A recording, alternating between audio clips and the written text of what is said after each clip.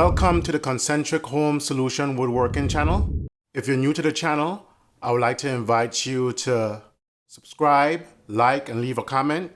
In this video, I will be going over some of the key tools that I use in cabinet making when it comes to face frames and doors. This video will not include the Craig jig, which is a very important tool that I use currently to make my face frame. And that's because I have a dedicated video on the Craig jig that I use. And I will leave information so you can go and check out that video.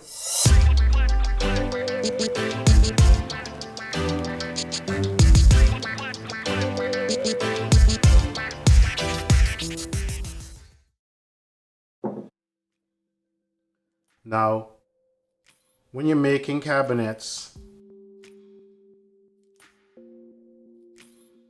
you're going to use hinges. In this case, this is a compact self-closing hinge. For those of you who are interested, I'll be offering this on my website.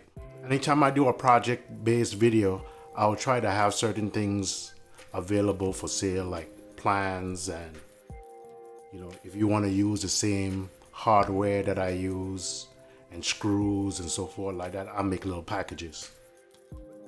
So this is a compact soft close. The main cup, some people call it, is also called a cup hinge, but this one is soft close. It has a soft close feature. The main cup is 35 millimeters, and this is a press-in type. Uses larger holes and a plastic insert, which once you get it in there, is in there. And it allows you to be able to easily back out the screw to remove the hinge and replace it without stripping out the holes easily anyway. So I really like these. It comes in 8 millimeter and it's press fit in. Some more tools that I didn't have out here to just pop into my head. Tape measure, always very key, very important. I don't know how I missed that. But you're gonna need this to measure up your pieces to be cut. You're gonna need this to verify squareness by going corner to corner, which I don't really use a tape measure for that. I use a folding stick. Folding stick is very rigid, and it allows me to get an accurate inside corner to inside corner.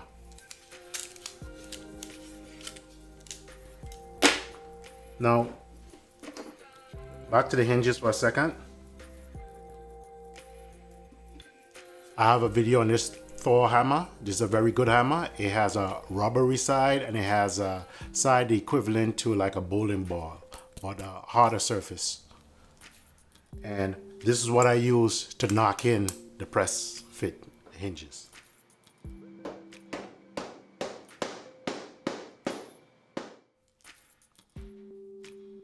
This is what's called a VIX bit. I use a VIX bit.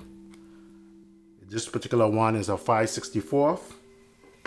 What I do is when I go to attach these hinges, it allows me to drill a precise hole in that location.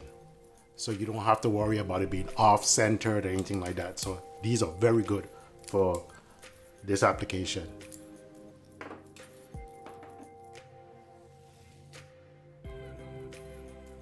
You've already seen a video on this. I use this a lot. I think its original purpose is for edge banding, and I do use it for edge banding, but I've been using it way before I even got into using traditional edge banding. I use this to knock off any sharp corner. And when I build doors, face frames, if all I want is just an ease edge, it's very good for the sake of handling, and also very important for finishing. When you spray paint, you don't want to have a sharp edge because finish is not gonna take to that edge. So knocking off the edge is very important. Fast break.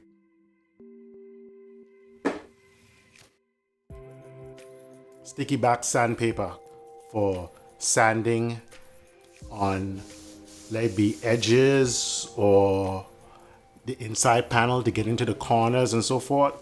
And by the way, it's a good idea to sand the panel before you install it. But I mean, if things happen, and especially if you're using an opaque finish or a paint finish or something like that, you can do it after the fact also. But it's a better idea to get the whole thing, because what happens is over time, if you have shrinkage, you would see the area that was not finished. That is a possibility. Never had that issue before, but it is a real possibility. Sticky back sandpaper, very convenient.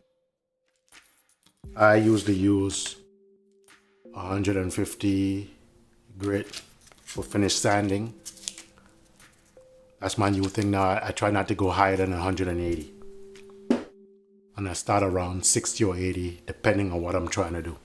If I'm trying to shape or flush up something. Another little handy.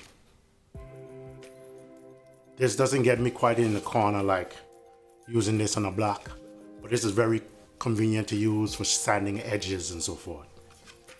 I've reviewed this before. I'll put a link to it. What else do we have here? This little Craig jig.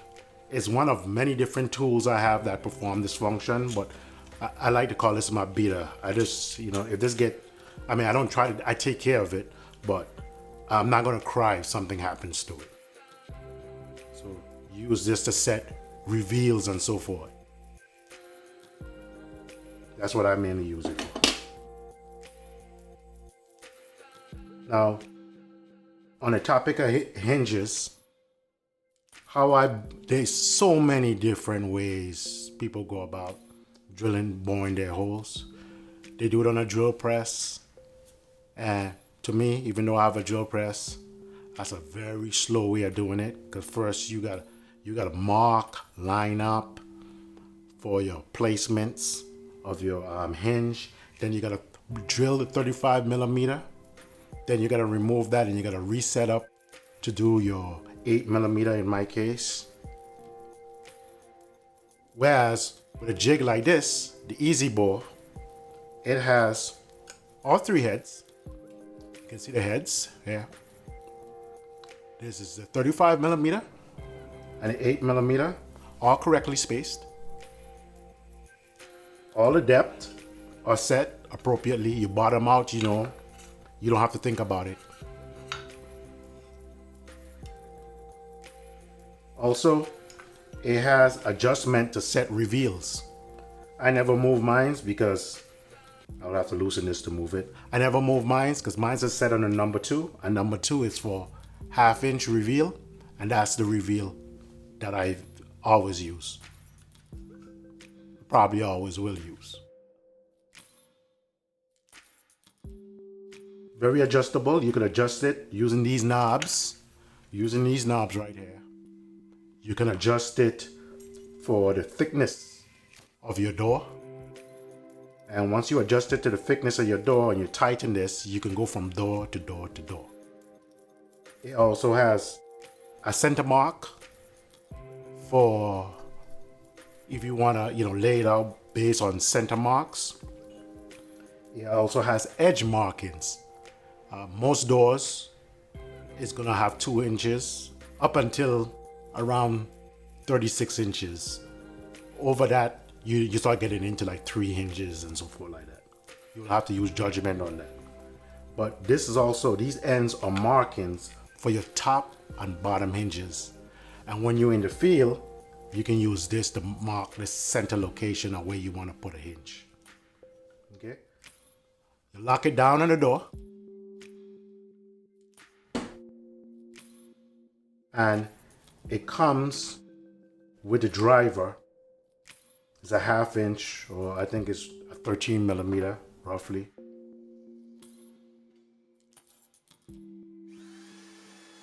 And you go at it for each one until you bottom out. This goes real quick. I just go in and out, just clean it out. This one here, I would recommend that you go in like 2 or 3 steps. And very reliable too. Only problem I've ever had with it is the little rubbers here came off, and what I did is they sell these little sticky back rubber mats. I replaced it just so I won't mar my projects. And I never had this before. Normally the part that rests on the back of the wood is just this metal piece. As you can see, I put a strip of that same rubber on it so I won't mar it. Other than that, it's an excellent tool. It's all metal. It's built like a tank, except for the knobs, of course. It's built like a tank. A drawback about this, a negative, is, and I may modify it one day. I don't know if it's gonna work or not, but it has no way of collecting dust. I think I might modify it and put a dust spot on it to see if that will help it. So this could be very messy. Y'all know how I feel about dust. Now for doing the actual drilling, I've owned this drill for years. I do not even know if it's still on the market, but I'm sure there's some equivalent to it. It's a 3/8 drill by DeWalt. I like it. It goes up to 2,500 RPMs. And in my opinion, that helps to produce a very clean cut. So this is what I use. To me, cordless drills don't spin fast enough. I haven't found them to. Just, especially when I have a lot to do, I'd rather use the corded drill in that instant.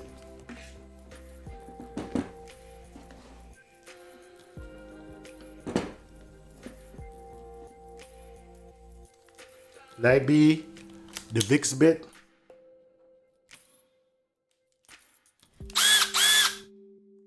To place the hole for the hinge on the face frame.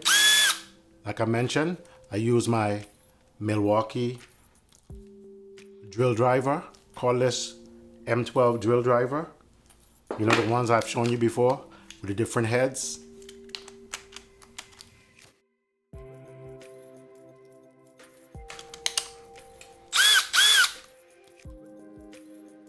I think they call it an installation driver, but I use it for installing hinges. Works very well.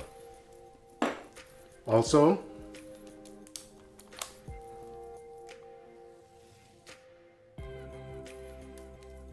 I use a posi drive. I don't know if this one is no, this one is actually not a posi drive, but I do have a posi drive bit. And the posi drive is specifically made for these type of screws that you use in cabinetry. It gives you a better grip so you don't strip out. So use a posi drive tip, and that's why this is here. This is a posi drive screwdriver. It gives you more positive registration, so you don't strip out. Posi drive.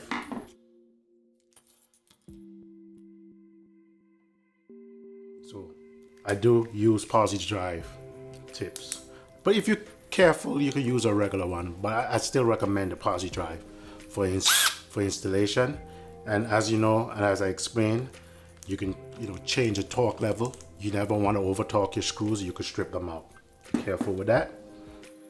And mechanical pencil goes, of course, with the concept of using the gauge. What else do I have for you? Let me see what I can do here. I'll remove this stuff and bring a cabinet. I'll remove this toward the front. You can see here pocket holes,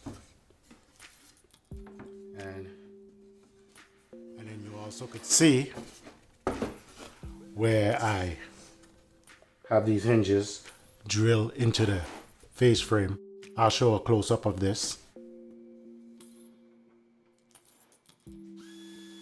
And you can see the door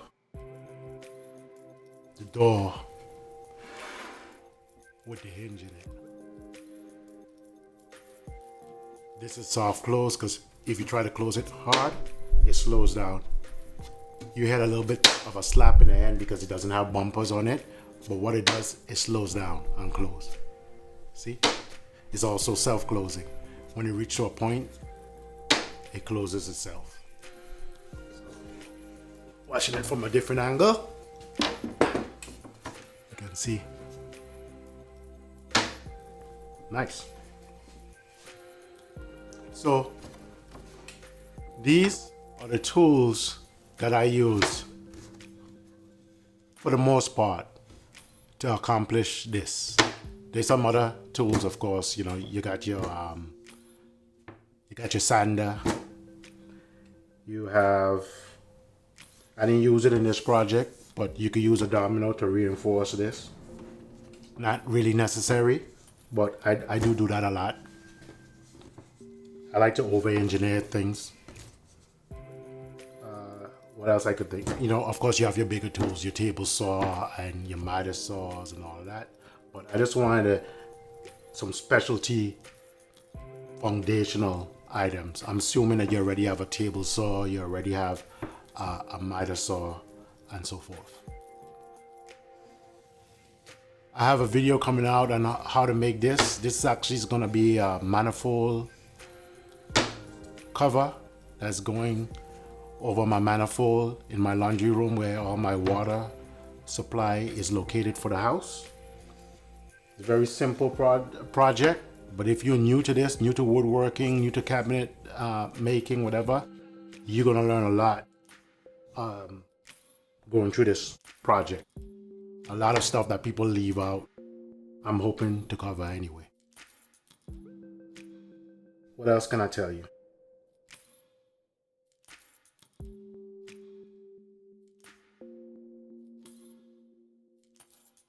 Well, that's about it. If you have experience in woodworking, of course, this would not apply to you. You might use some of these techniques yourself. You might have other techniques that you use. That's one thing about this field is many ways to skin a cat. So this is my approach, and this is geared toward a beginner. So this is a way, not the way. A way, not the way. I think I'm gonna make a t-shirt. This is a way, not the way, okay? And as I told you previously, I'm gonna offer the hinges and the screwdriver probably. Of the stuff you see here, I'll probably be offering these on my website. So if you would like to support me, support the channel, that'll be a good way you can do that. And again too, when this project is released, it's gonna be for members. That's gonna be my main way of supporting the channel and allowing me to ease into doing this full time. Okay. So thanks for watching and have a good day. Oh, let me show you real quickly. You know, all these edges could be cleaned up. If you don't want to put a profile on it, a lot of time I put a profile on my edges. But if you don't want to put a profile on it, this is a simple way of doing it with the fast break. Give you a nice clean, easy on the hand, no sharp corners, and make it appropriate for finishing. Again, thank you for watching and have a good day. Did I mention eraser? If you enjoyed this video and you would like to be notified when new content is dropped on this channel, like, subscribe, hit the bell notification, and drop a comment down below.